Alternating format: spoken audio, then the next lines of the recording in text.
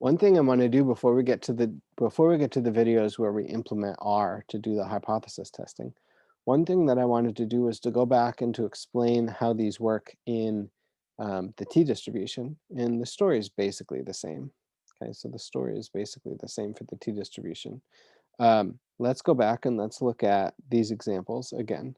And so we're going to look at this example, and then we'll look at the second one as well. And what we're going to do though is, in this case, we're going to think of these as t-distribution problems. And so I'll show you how to use R to implement this. But what I mean by a t-distribution is let's ignore our assumption about the population standard deviation. And if that's the case, then we're going to compute what's called the studentized value.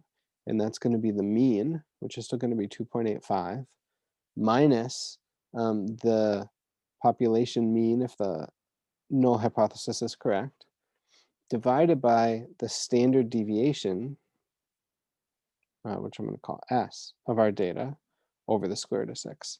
So if we don't know the underlying population standard deviation, which is going to be the case most frequently when you're doing this for real, so when you're doing this in some applied setting, you're not going to know the population standard deviation. So what you do is you estimate it using the sample standard deviation, but then you have to change the z-test to a t-test. So this would be 2.85 minus 4 over s divided by square root of 6. And it turns out when you plug everything in, what you're going to get, your standard deviation, by the way, is 1.09. Okay, so the standard deviation of your data would be, just using R, would be 1.096. 8, okay, something like that. So that's the standard deviation. And it turns out when you plug everything in, what you're going to get is negative 2.56, 827. Okay, so that's what you're going to get when you plug everything into R and you compute the studentized value. And then again, what you have to do is you have to think about, if you have a t-distribution, we want to compute the p-value.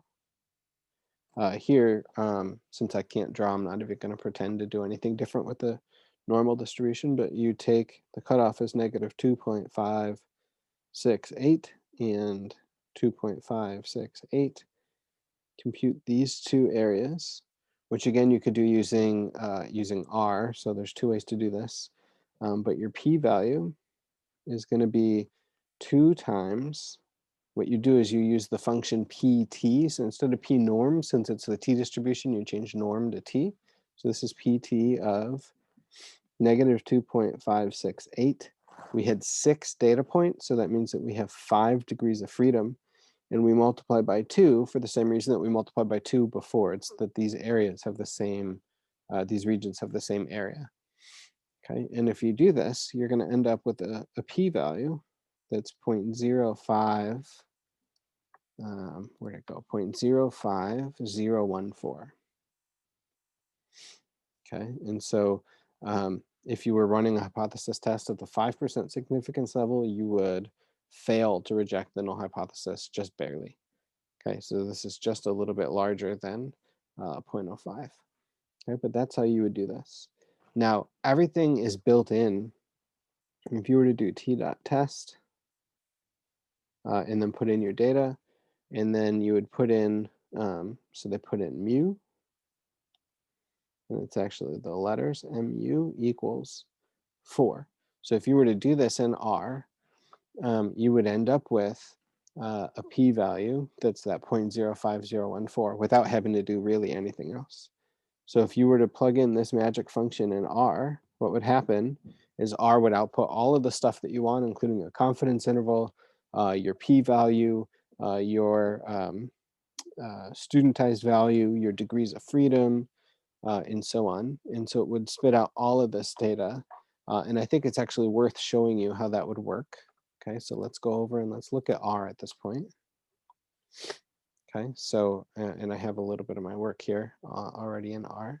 But what I want to do is I want to show you, just look at t.test. We have our data set. Let me just make sure. Yeah, X is still our data set that we were working with there. And we're looking at mu equals 4.